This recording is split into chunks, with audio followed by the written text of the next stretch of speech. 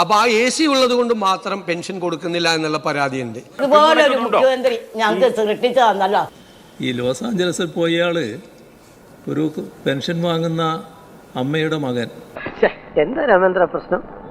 അവരെ ആ മകൻ്റെ സംരക്ഷണത്തിലായിരിക്കില്ല, ഇവിടെ തന്നെ കഴിയുന്നതായിരിക്കും. പക്ഷേ മകൻ അവിടെ കഴിയുന്നു, അതിൻ്റെ ഭാഗമായിട്ട് അവിടെ പോകുന്നു. അതുകൊണ്ട് ഇപ്പം എന്താ അതൊരു അയോഗ്യതയായിട്ട് കണക്കാക്കുന്നത് ശരിയാവുമോ എന്നൊരു സംശയം. ആർക്കായാലും സംശയം തോന്നാം. ഞാനൊരു ഉദാഹരണം പറഞ്ഞതാണ്. നല്ല വരുമാനമുള്ള ഒരു കുടുംബത്തിലെ ആൾക്ക് കിട്ടുമ്പോൾ തീരെ വരുമാനം ഇല്ലാത്ത ഒരു കുടുംബത്തിലെ ഒരാൾക്ക് കിട്ടാതെ പോകുന്നു. അപ്പൊ ഞാൻ പറഞ്ഞത് ഞാൻ പറഞ്ഞല്ലോ, നിശ്ചയിച്ച സമയത്ത് സർക്കാർ നിശ്ചയിച്ച സമയത്ത് അർഹരായി ആയിരിക്കും.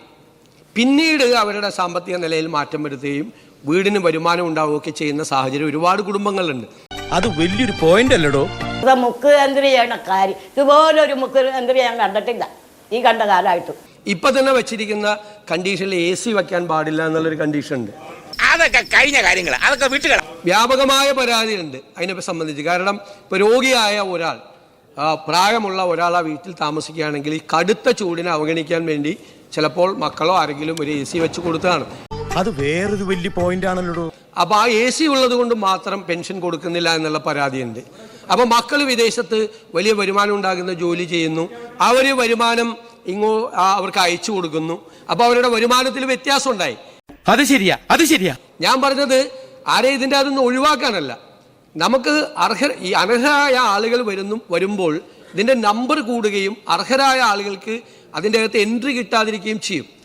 അത് ശരി, അപ്പൊ ഞാൻ ഔട്ടായി. അതുകൊണ്ട് നമുക്ക് സമയാസമയങ്ങളിൽ ഇതൊരു പരിശോധന നടത്തി പുറത്ത് നിൽക്കുന്ന അർഹരായ ആളുകളെ അകത്ത് കയറ്റാനും അനർഹരായ ആളുകളെ പുറത്ത് കളയാനും വേണ്ടിയിട്ടുള്ള ഒരു സംവിധാനം വേണം. അതിനെക്കുറിച്ച് സർക്കാർ ഗൗരവമായി ആലോചിക്കുമെന്നാണ് പറഞ്ഞത്. നന്മ മാത്രമാണ് എന്റെ മതവും ദൈവവും. അളിയന്റെ ഒരു ഫുൾ സൈസ് ഫോട്ടോ തരുമോ? എന്തിനത്? കണ്ടോണ്ടിരിക്കാൻ. അതുകൊണ്ട് മക്കള് വിദേശത്താണെങ്കിലും മക്കളെ ചിലപ്പോൾ സഹായിക്കണമെന്നില്ല. ഇങ്ങനെയൊക്കെയുള്ള പല കുടുംബങ്ങളും ഉണ്ട്.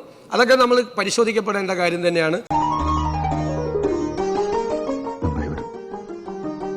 ഇനി ആരും സൂത്രം കാണിച്ചാ. UDF സർക്കാർ അധികാരത്തിൽ വന്നാൽ ആദ്യ ഘട്ടത്തിൽ തന്നെ പെൻഷൻ വർദ്ധിപ്പിക്കുന്നത് 3000 രൂപയായി വർദ്ധിപ്പിക്കുമെന്നെല്ലാം പറഞ്ഞിരുന്നു. ബഹുമാനപ്പെട്ട മുഖ്യമന്ത്രിയും അത് സൂചിപ്പിച്ചതാണ്. ഉത്തരം പറ. കഴിഞ്ഞ സർക്കാരിന്റെ കാലത്ത് 1600 രൂപയുടെ പെൻഷൻ 2500 രൂപയാക്കി വർദ്ധിപ്പിക്കും എന്നൊരു വാഗ്ദാനം ഉണ്ടായിരുന്നു.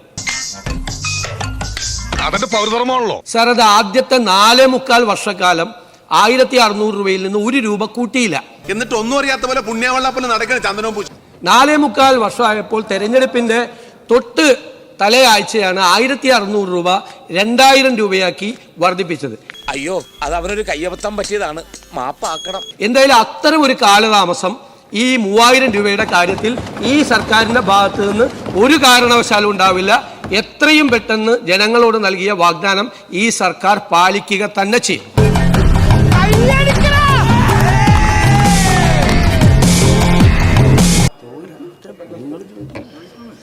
സാർ, സ്ത്രീ സുരക്ഷാ പെൻഷൻ വിതരണം ചെയ്യുന്നത് 2 മാസമായി മുടങ്ങിക്കിടക്കുകയാണ്.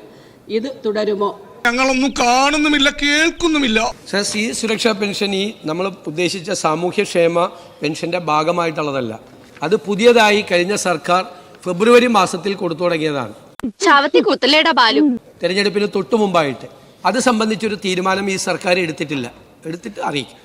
അത് കറക്റ്റ്. ഈ കാശിന്റെ ഇടപാടൊക്കെ നമ്മൾ വളരെ സൂക്ഷിച്ച് തന്നെ കൈകാര്യം ചെയ്യണം. ജനങ്ങളുടെ ഭാഗത്തു നിന്ന് വരുന്ന പരാതികൾ പരിഹരിച്ച് കുറ്റമില്ലാതെ ഇത് ഭംഗിയായിട്ട് വിതരണം ചെയ്യാൻ വേണ്ടിയിട്ടുള്ള നടപടികളാണ് സ്വീകരിക്കേണ്ടത്. ഏത് ഗവൺമെന്റ് ആണെങ്കിലും കാലാകാലങ്ങളിൽ പരിശോധന നടത്തി വേണ്ട പരിഷ്കാരങ്ങൾ ഇതിൽ ഏർപ്പെടുത്തണം എന്ന് തന്നെയാണ് ഈ സർക്കാരിന്റെ നിലപാട്. നീ ഒരു സംഭവമാ, നീ സെറ്റപ്പാ, നീ മഹാനാ.